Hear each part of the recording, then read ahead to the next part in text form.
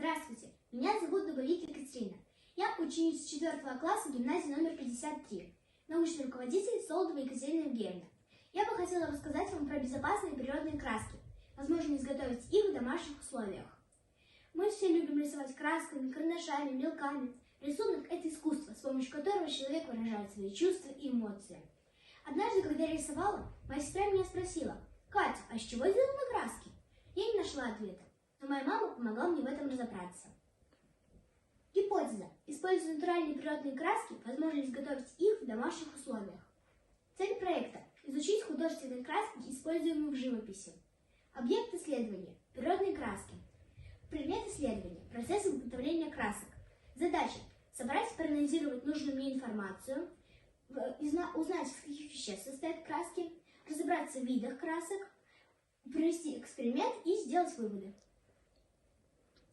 Глина была первая краска, поскольку древние охотники считали, что прежде чем поймать большое животное, его нужно нарисовать.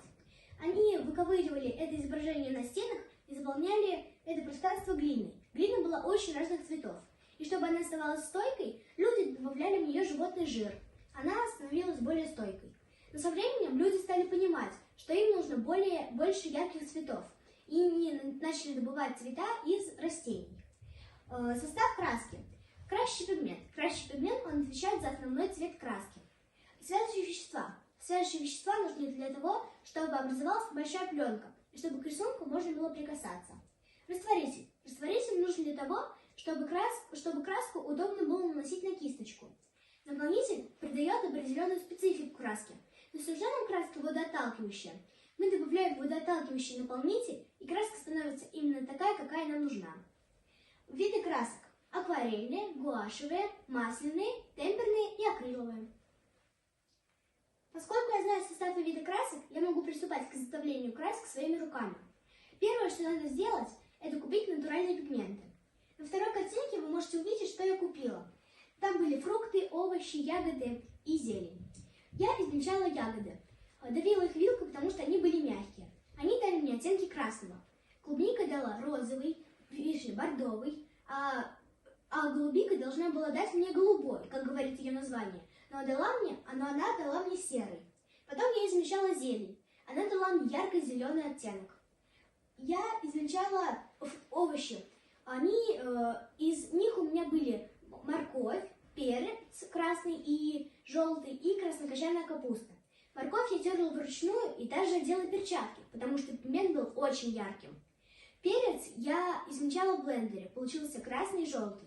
Овощ с краснокочанной капустой мне очень понравился. Я протушила ее листья 5 минут в кастрюле, и у меня получился очень насыщенный фиолетовый цвет. Потом я добавила связующее вещество – мед, яйцо или плейстер.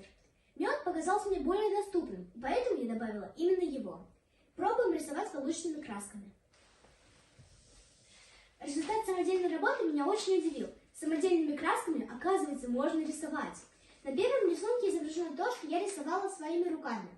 Их минусы в том, что они менее яркие, немного расплываются при использовании, имеют небольшой запах фруктов, овощей и ягод.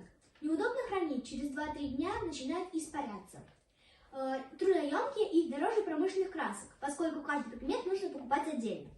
На второй картинке у меня изображено то, что я рисовала акварельными красками, то есть магазинами.